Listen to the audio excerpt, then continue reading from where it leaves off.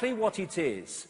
And these are the hypnotists. And most of them, vast majority, are also hypnotized in a trance, hypnotized to hypnotize other people into the trance. They're called journalists, and whatever Bill O'Reilly is, I don't know who he is, or what he is anyway, on Fox News in America. And, you know, all these politicians, doctors, and all these people, teachers and schools and academics, they are hypnotizing people with a version of reality, most of them unknowingly. And this is where all this comes from. All these sources of, you must believe this is credible, this is not credible, are all hypnotic implants into the mind. And we live in what I call the wireless cosmos. And this is why we literally don't see it. Nowadays, of course, you've got the wireless internet. The Wembley Arena's probably, I'm sure, got the wireless internet. Okay, where the bloody hell is it? It's here. I could get this computer here, and I could log it in, and in the middle of this stage, with no wires attached to it, I could log into a worldwide reality, a collective reality that can be picked up in South Africa, America, Britain, in Russia, everywhere that it's available. And that's what we are doing through the body computer. We are picking up information from the cosmic internet, as I call it, and we are decoding it into a experienced reality. And what we decode from it and what we don't decode from it is dictated by the way our decoding system works, and that is immensely dictated by our sense of perception. So what is the internet? Well, people say, well, it's graphics and it's words and it's pictures on a screen. Well, yes, it is, but only on the screen. Everywhere else, it's electrical circuits and all this stuff. Okay, what's TV? Well, it's moving pictures on a screen. Yes, it is, but only on the screen. Everywhere else, it's electronic circuits, it's digital stuff these days, or it's the old frequency, analog stuff that's still around. That's what most of it is. Only on the screen is it that. Well, only on our screen is this. Any other time, it's a vast information construct. And because we're all decoding the basic same construct, that's why we see the same lights. That's why we see the same blue car passing. But what we think of that car, whether we like it or don't like it, or all the rest of it, is our unique spin on that collective virtual reality game that we're experiencing. Now, I make the strong difference between what I call body-mind. This is so important to the conspiracy as we go through the day. What I call body-mind and what I call consciousness. Body-mind to me is the body and the lower auric field mind that operates in this reality, basically. And this consciousness is the greater self operating beyond this reality, with therefore a very different view of this world from its perspective of attention.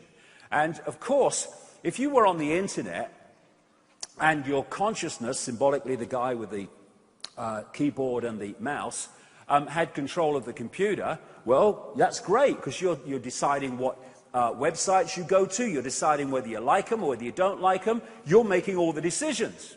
But what if this became detached from that, and that went away on its own, making its own decisions, deciding where it's going to go and what it thinks of it? Suddenly this is banging the keyboard and tapping the mouse, nothing happening. And that's what the conspiracy is about. It's isolating body-mind, that which is having the experience, from the greater self. That's why we live in a society that's entirely about attracting and controlling and hijacking the attention of the five senses. And, of course, everything is one. We'll get into this. Everything is one. But that one has multiple infinite possibilities and expressions. Thus, mind and consciousness are of the same substance, but they're not in the same state of perception and awareness. Consciousness can be symbolized as the ocean, and Mind, still the same as the ocean, in water in this symbolic case, but it's much denser, much more limited in its ability to perceive. And this is where humanity is, when this is what humanity really is. This guy, Ramana Maharshi, he left home. I don't recommend it, but if you fancy it. He left home at 14. He went to a mountain called Arunachala in India, and he meditated for much of the rest of his life. And in those deep states of meditation, he came to this conclusion. Mind is consciousness which is put on limitations. You are originally unlimited and perfect. Later you take on limitations and become the mind. The conspiracy must have us become the mind. Otherwise we're uncontrollable. Einstein. A human being is part of the whole called by us universe, a part limited in time and space. He experiences himself, his thoughts and feeling, as something separated from the rest, a kind of optical delusion of his consciousness. Consciousness sees everything as one. Mind sees everything as apart from everything else. Where do you want people to be in terms of their point of attention if you want people in constant conflict, warfare, and divide and rule? Certainly not that. So, as I said, it's a great image by Neil Haig. I asked him to do it because I've had this picture in my mind for years of symbolically our situation in experiencing this reality. This is the true self, and this is the five-sense self that is basically looking into this reality and decoding it. And our focus of attention can be purely here, in which case we'll read the Sun or the National Enquirer and believe the dates, and, oh no, it's real, mate, it's all real. Or we can have our point of attention going deep into the greater self, in which case we will see this in a totally different way. So, what is the universe? It is information. And that's the construct from which it comes. And information is in everything, because everything is information. This is a man called Dr. Emoto. I spent a whole weekend with him once in London and had a long, long chat with him about his work. And he became well known in his field because what he does is he takes little canisters of water, for instance, and he'll write words on them and stick them to the side of the canister. Or he'll put a mobile phone on them, maybe. And then he freezes them. I've been to his studio laboratory in Tokyo and seen how it does, where he does it. And he freezes it very, very quickly. And then he photographs the water crystals from the water before they melt. This is a water crystal that had love and appreciation written on the side. This is a water crystal that had "You make me sick, I want to kill you" written on the side. You want to see what they look like when a mobile phone's been on the side. Now, what is happening here? Like I said, the base construct of everything in this universe is waveform information, which is decoded through to the electrical and the digital too, into the holographic. So what's happening is what we're seeing in this reality, this holographic reality, is someone writing words and putting them on the side of a canister of water. But if you go back here to the foundation of everything, those words in their foundation state, written or spoken, are in vibrational information. Now, the words of love and appreciation are a harmonious vibrational information state. So when they impact upon the vibrational state of the water, it's geometrically beautiful because it's harmonious. You get words like "You make me sick, I want to kill you," and you take them back from the written state into their foundation state, vibrational information, and it's a very distorted information state because of the intent behind them.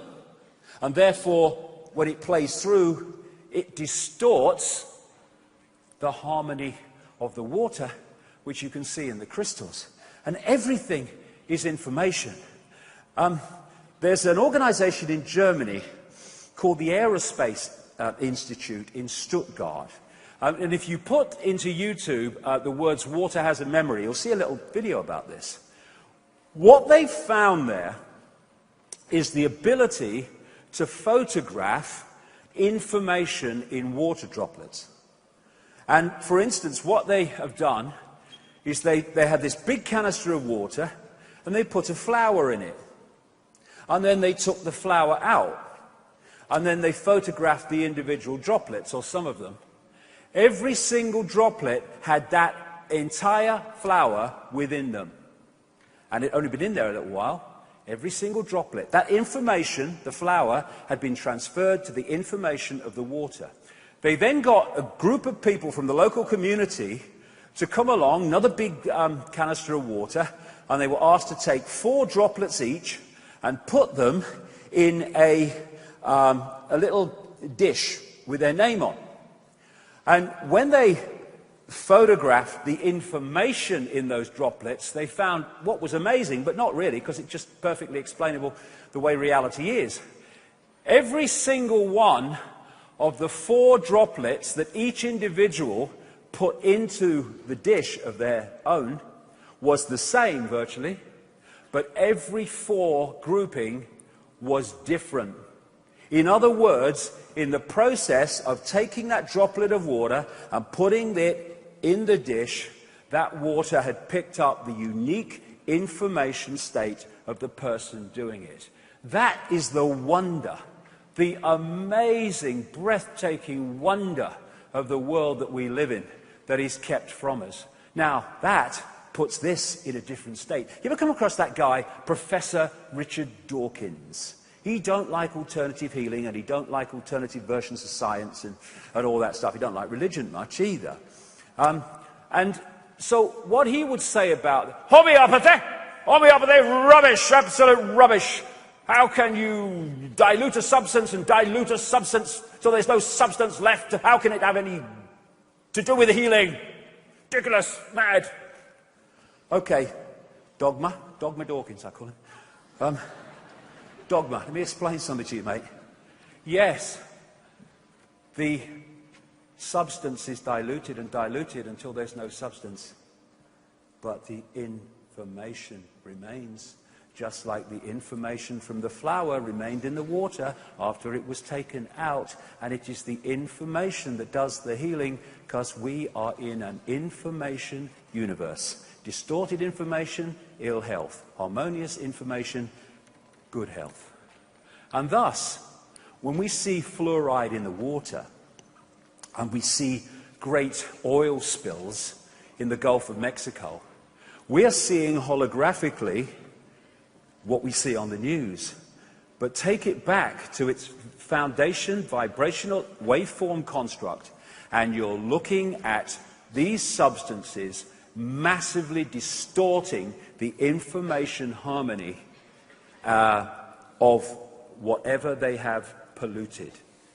The information construct of the planet is being distorted systematically for the reasons that I'll come to as the day unfolds. And therefore, when you are talking about everything being information, being awareness, then when you look at the holographic level, it might be a mountain, it might be a tree, a forest, or whatever, you're looking at something that is conscious. It's a rock. No, it's not just a rock. It's a rock here, as we experience it, but go back to its vibrational waveform foundation, and it is an awareness. And thus you can communicate between awareness at that energetic level. He talks to rocks. I don't talk to rocks. I talk to the consciousness that holographically is expressed as a rock. Oh, I do talk to rocks. I'm having a chat with you, mate. But anyway.